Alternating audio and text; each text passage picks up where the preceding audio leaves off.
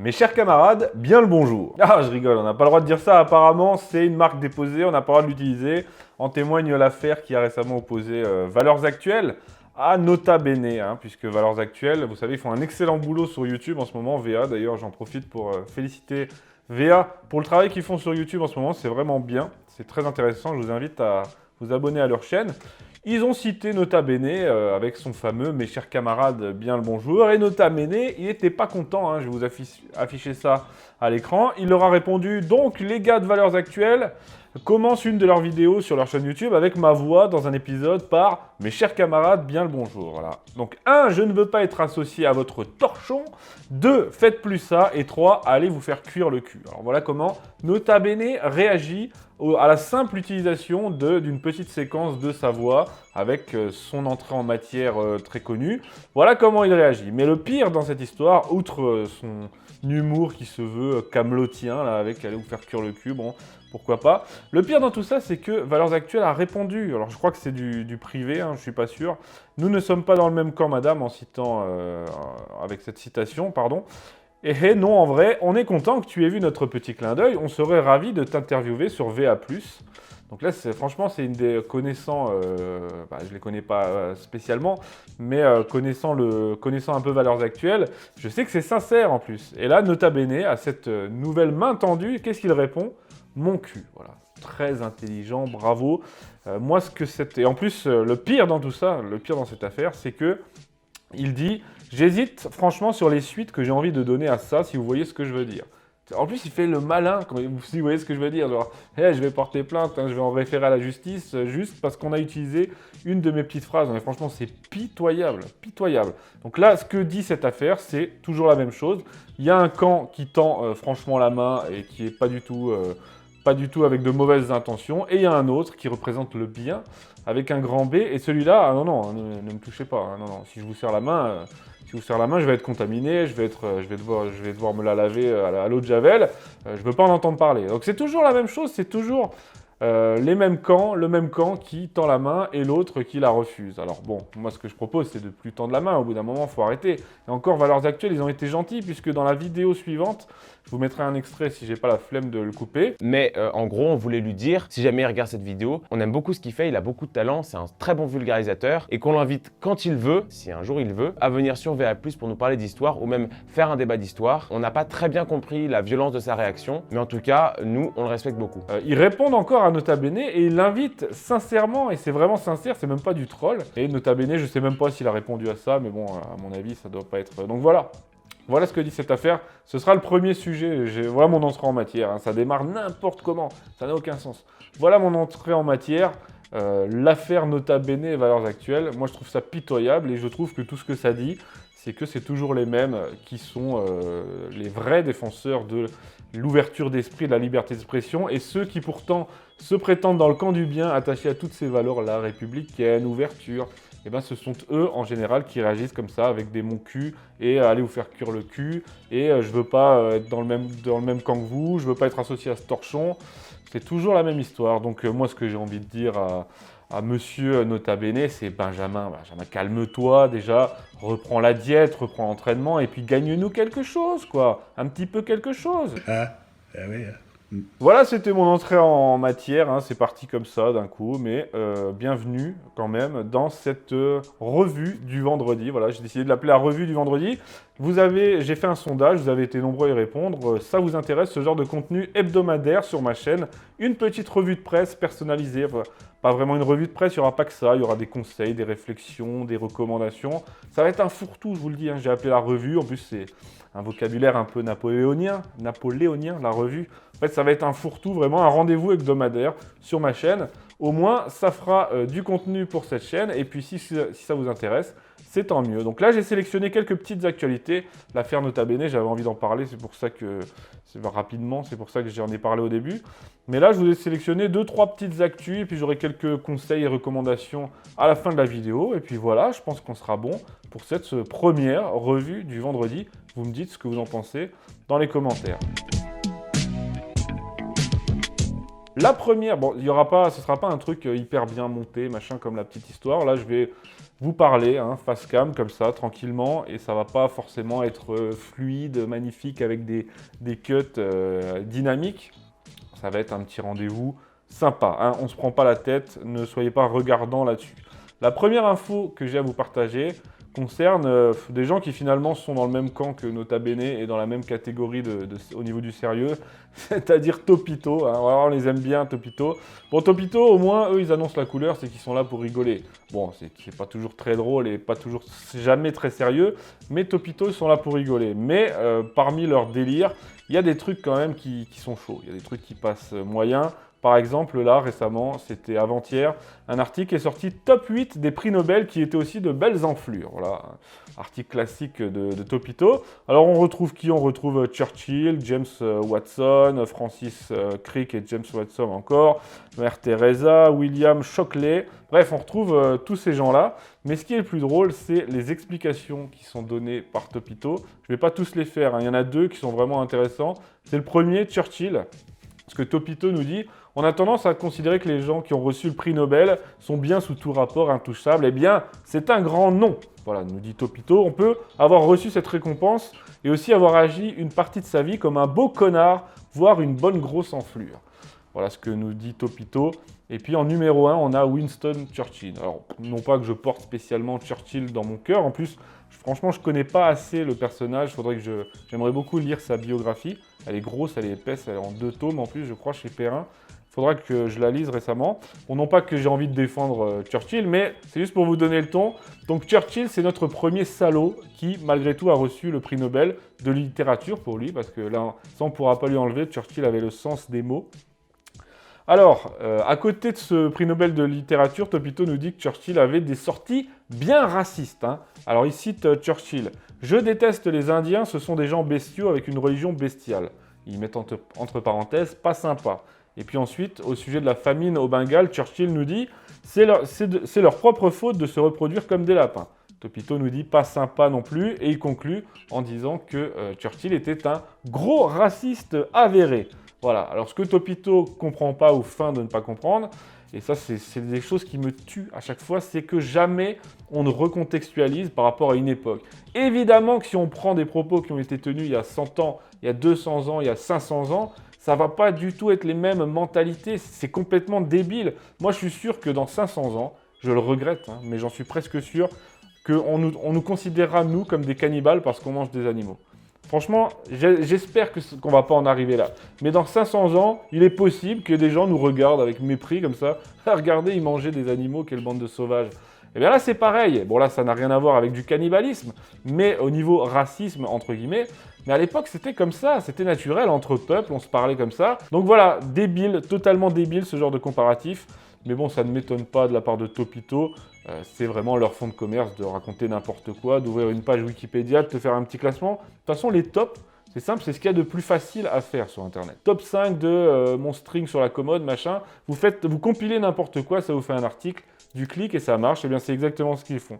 Donc, je ne vais pas m'attarder plus que ça. On a James Watson qui a eu le prix Nobel pour avoir découvert la structure de l'ADN, qui était, nous dit Topito, raciste, antisémite, grossophobe aussi.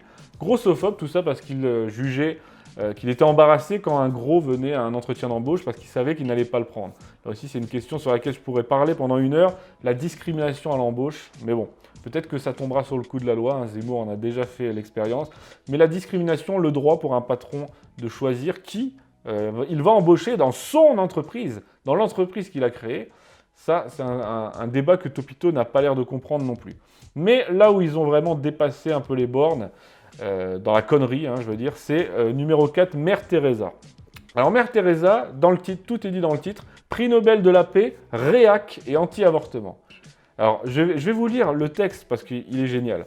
On a tous une image de Mère Teresa hyper positive, véhiculée par les médias, celle qui consacra une grande partie de sa vie aux pauvres et aux malades, béatifiée et canonisée par le Vatican. Mais elle avait un autre visage, bien plus sombre. Et là, Topito étaye ses arguments. Attention, soyez prêts. Hein.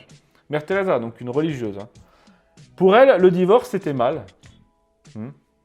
L'avortement, même en cas de viol, c'était non.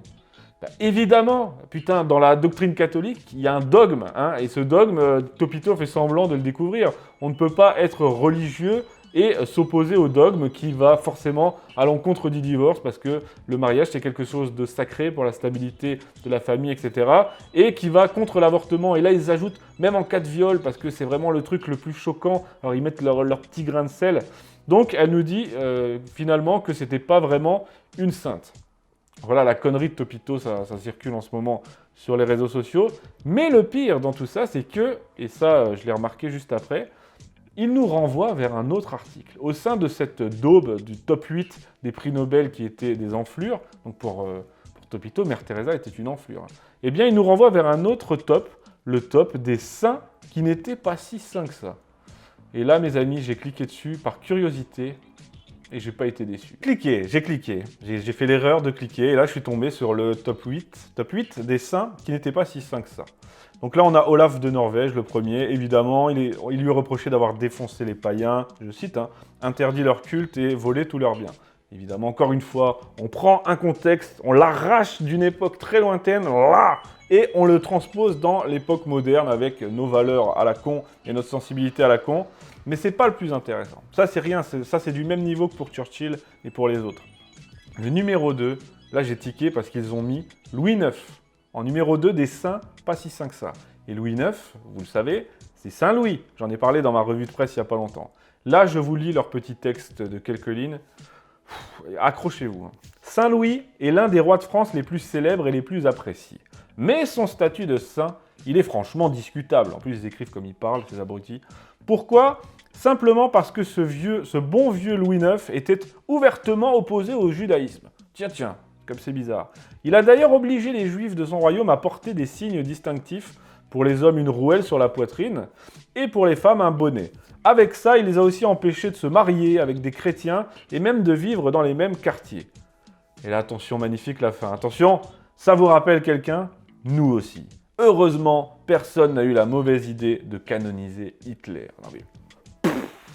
Explosion cérébrale là quand tu dis ça. Donc là, Topito est, j'allais dire sérieusement, mais non, est en train de mettre Saint-Louis et Hitler sur le même plan.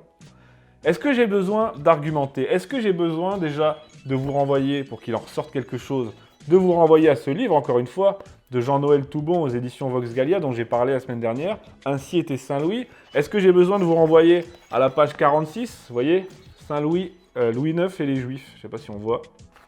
Dans ce chapitre, tout est expliqué, tout est mis en contexte sur à quel point Saint-Louis s'est battu contre le pape justement pour protéger les Juifs, à quel point il les a bien protégés avant que le pape ne lui demande l'imposition de la rouelle, parce que ça c'était une demande du pape. Saint-Louis, il a tout fait, il leur a facilité l'accès aux métiers productifs, il leur a concédé des aménagements, il leur a permis de débattre et de se défendre, parce que dans le Talmud et au sein de leurs réunions, ils insultaient ouvertement la Vierge Marie. Il leur a permis malgré tout de se défendre, il leur a permis beaucoup de choses, et la rouelle finalement, c'est le pape qui a eu gain de cause. Et la rouelle, c'était fait pourquoi ? Pour empêcher les mariages mixtes entre religions. Parce qu'à l'époque, il n'était pas question d'être chrétien et de se marier avec un juif ou je ne sais quoi.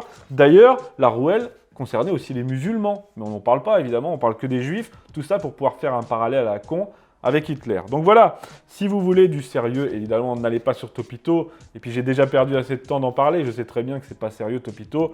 Vous ne m'y reprendrez plus, vraiment. Je l'avoue, j'ai perdu mon temps en allant lire cet article sur les prix Nobel qui étaient des enflures et des racistes. Et pire, j'ai persisté dans ma connerie, c'est que j'ai été ensuite lire un autre article. Et là, c'était le jackpot, là, avec Saint-Louis égale Hitler. Ça, franchement, on me l'avait jamais fait. Donc je vous renvoie à ça, si vous voulez du sérieux. Info suivante.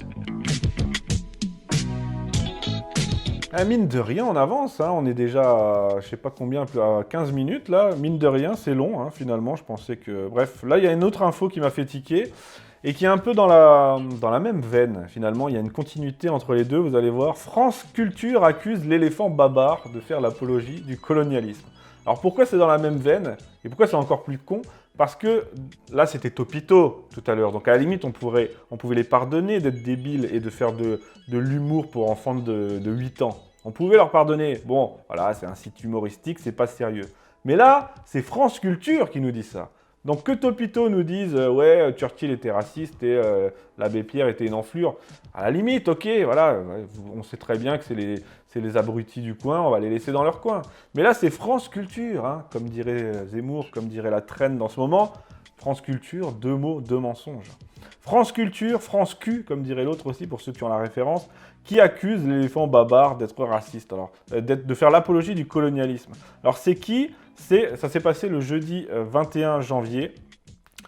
France Culture nous dit « Babar est la bonhomie incarnée, mais derrière l'éléphant tiré à 4 épingles, faut-il lire une apologie du colonialisme ?» Et qui nous dit ça? C'est un certain Gilles Boetsch, alors je sais pas si je prononce bien son nom, un anthropologue, on va l'appeler Gilou, voilà, ce sera Gilou. Gilou, l'anthropologue, nous assure qu'il est important de dire aujourd'hui que ces livres pour enfants ne sont plus forcément pour les enfants d'aujourd'hui. Alors ça c'est magnifique, c'est comme les Disney qui sont censurés ou qui sont limite retirés de Disney+, ou de Netflix, on en a vu pas mal. Les Disney qui sont aujourd'hui interdits parce qu'ils reflètent une époque où les mentalités étaient différentes, donc on n'a plus le droit. Vous voyez, les mentalités ont évolué, donc on fait table rase du passé. Donc là on nous parle de Babar en voyage, qui serait considéré comme raciste et colonialiste, parce que l'histoire c'est que Babar, je vais vous la lire, il n'est encore qu'un éléphanteau, puis il est chassé de sa forêt par un braconnier, il se retrouve dans une ville, il adopte les coutumes des humains, il devient civilisé, ensuite il retourne dans sa forêt pour la civiliser justement. Et ça, pour Gilou, c'est faire l'apologie du colonialisme, parce que, je cite, il fait penser à un Africain qui serait allé en France et qui aurait assimilé la culture française, donc la culture coloniale par rapport à l'Afrique, et qui serait revenu au pays avec le costume 3 pièces, etc.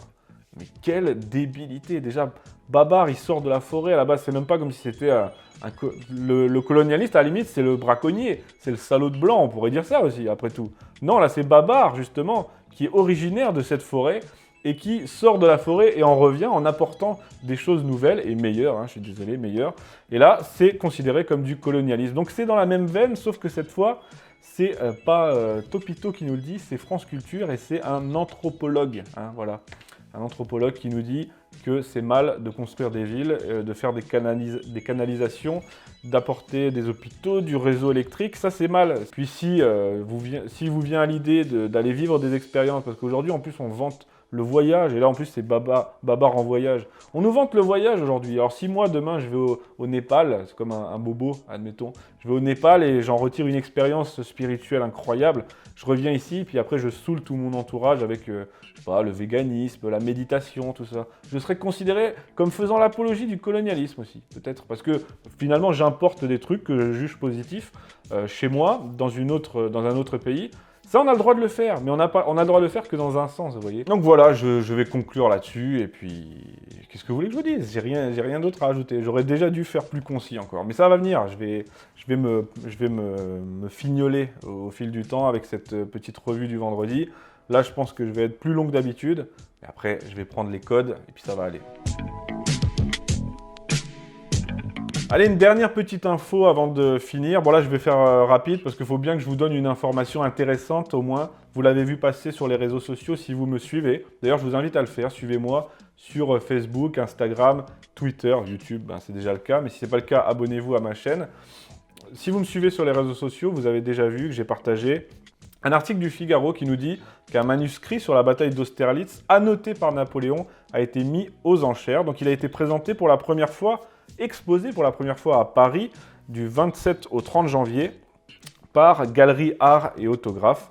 Et il va être mis aux enchères. D'ailleurs, il est toujours aux enchères. Le Figaro a fait un deuxième article avant-hier. Donc aux dernières nouvelles, il est encore en vente. Le prix de départ est fixé à 1 million d'euros. Donc c'est un manuscrit dicté par Napoléon au général Bertrand à Sainte-Hélène. Donc il revient sur la bataille d'Austerlitz. Il y a même une carte dessinée par Bertrand du champ de bataille d'Austerlitz. Et Napoléon lui dicte ce qui s'est passé. Et non seulement il lui dicte, mais donc c'est l'écriture de Bertrand, mais ensuite il y a 11 annotations de Napoléon. Il a rayé des trucs et hop. Il y a 11 annotations manuscrites de Napoléon en personne sur ce document, donc je ne vous raconte pas à quel point c'est exceptionnel. Déjà, rien qu'un petit NB en bas de document, je ne vous dis pas combien ça coûte sur eBay, vous pouvez voir. Alors là, 11 annotations, un truc dicté à Sainte-Hélène par Napoléon, c'est un truc de fou. Le prix de départ est à 1 million d'euros. Donc si vous voulez, pourquoi pas s'organiser, faire un petit Ulule ou je sais pas, on l'achète et puis je le récupère, quoi, tu sais, histoire de bien je vais bien m'en occuper. Franchement, vous avez confiance en moi. On pourrait faire ça. On pourrait se le payer parce que justement, les musées, nous dit le Figaro dans un autre article, les musées ne sont pas intéressés pour l'instant.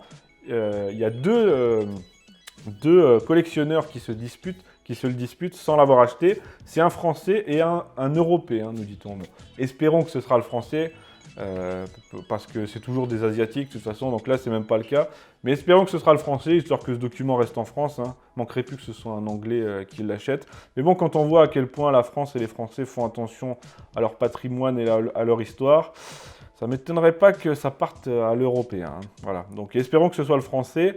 Et puis, ce document, franchement, il a été exposé là pendant quelques jours. J'espère qu'il sera exposé à nouveau, parce que ça va probablement être acheté par un musée. Donc j'espère qu'il sera exposé à nouveau, parce que ça va être intéressant. Ça doit être intéressant de le voir, surtout de voir ces petites notes. Ah, ça ferait des frissons. Allez, on passe à la fin et à la conclusion de cet épisode. Bon, voilà pour cette revue du vendredi, la première. Bon, je m'excuse, c'était un peu brouillon, forcément, c'était la première. Je suis en train de tâter comment faire, j'ai pas encore pris la technique qu'il faut, donc c'était un peu long, un peu brouillon, je m'en excuse par avance, je vais m'améliorer. Je vous invite dès maintenant à me poser vos questions dans les commentaires pour vendredi prochain, parce que j'ajouterai cette partie, je répondrai à une ou plusieurs de vos questions chaque semaine, comme ça permettra de faire un petit dialogue. Vu que je fais pas de live, j'aime pas trop les lives, là posez vos questions, peut-être que ça viendra un jour. Posez vos questions dans les commentaires et la semaine prochaine, je prendrai une ou deux questions en plus de la revue d'actualité, la revue de presse. Eh bien, je répondrai à vos questions. Je termine par mon actualité de la semaine. Donc, mardi dernier, ce mardi-là, est sorti sur TV Liberté La Petite Histoire, qui était consacrée à Godefroy de Bouillon. Je vous invite à aller voir l'épisode parce que Godefroy, c'est quand même quelque chose. C'est quand même le premier roi de Jérusalem. Le prochain, mardi prochain, je vous l'annonce en avant-première, sera consacré à la bataille de Bir Hakeim, avec la Légion qui a résisté héroïquement, permettant ensuite aux Britanniques, toujours les mêmes, de gagner El Alamein quelques jours plus tard. Donc ce sera Bir Hakeim mardi prochain sur TV Liberté. Concernant Tueur en série, mon autre émission sur TV Liberté consacrée au décryptage des séries, vous avez été très nombreux à apprécier mon débunkage de la série Lupin avec Omar Sy, franchement.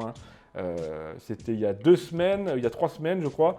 La semaine dernière, le dernier tueur en série, j'avais fait un petit décryptage de Peaky Blinders. Alors je vous invite aussi, je mettrai tous les liens en description, je vous invite à aller le voir. Et le prochain tueur en série sortira samedi 13 février. Voilà, et puis bien sûr, dernière annonce, je vous invite à aller vous inscrire si ça n'est pas déjà fait, parce qu'on commence à être nombreux à mon cours L'Histoire de France racontée aux enfants, qui est disponible depuis la mi-décembre et qui est pour l'instant très apprécié et j'en suis ravi. Je vous mets le lien dans la description. Je termine avec les petites annonces, conseils et recommandations de la semaine. Première annonce, sachez que la boutique Napoléon, si vous suivez sur Facebook, ça s'appelle Napoléon Souvenirs, excellente page que je vous recommande, qui partage beaucoup de choses. La boutique Napoléon va ouvrir ses portes à Paris, au 10 rue de Beaujolais, donc près du Palais Royal, le 1er mars 2021.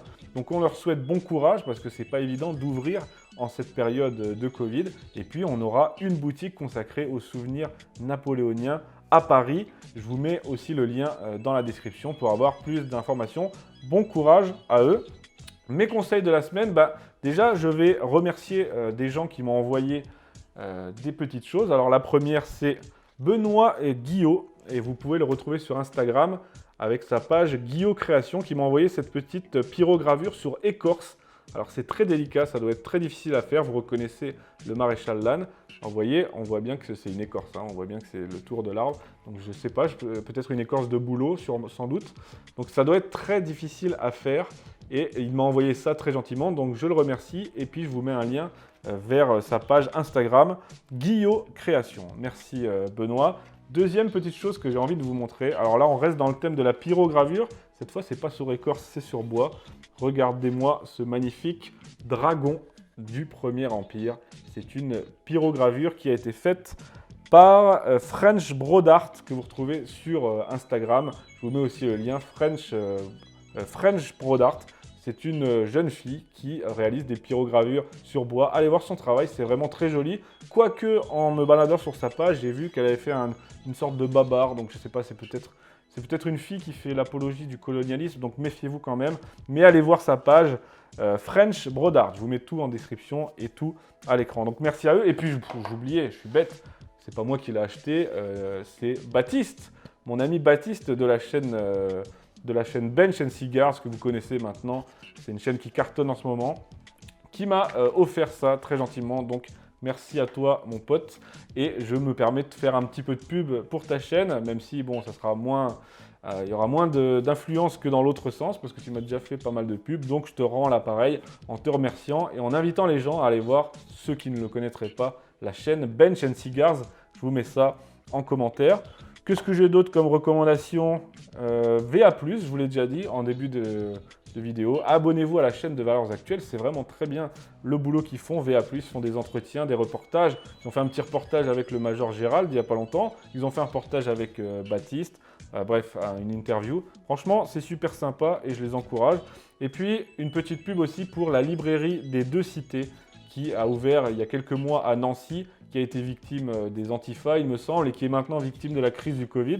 Eh bien, ils ont une chaîne YouTube très animée par Sylvain Durin, que je salue ici. Il fait des conseils de lecture toutes les semaines, beaucoup mieux que moi en plus. Donc, je vous invite à vous abonner à la chaîne de la librairie des Deux Cités et à aller les visiter à Nancy dès que cela vous est possible.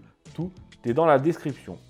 Voilà, j'ai fait mes petites pubs, j'ai fait mes annonces. J'espère que cette revue du vendredi vous a plu. Elle sera moins longue, je pense, elle sera moins longue les fois suivantes. Mais après tout, c'était pas si long. J'espère que ça vous a plu. Pour moi, je vous dis ça à chaud, ça m'a semblé un peu décousu. Je pars un peu dans tous les sens. J'ai tendance à me répéter encore. Donc, c'était la première. C'était un essai, donc soyez indulgents. J'espère que le format vous plaît. Dites-moi tout dans les commentaires. Comme ça, je saurai comment m'améliorer au fil des vendredis, au fil des revues du vendredi. Petite revue de presse, réponse à vos questions, conseils, recommandations, réflexions. Je pense qu'on va bien s'amuser. Mais j'ai besoin de vous pour savoir vers où mettre le cap pour être le plus pertinent possible. Allez, à bientôt, à vendredi prochain sur ma chaîne YouTube. Salut!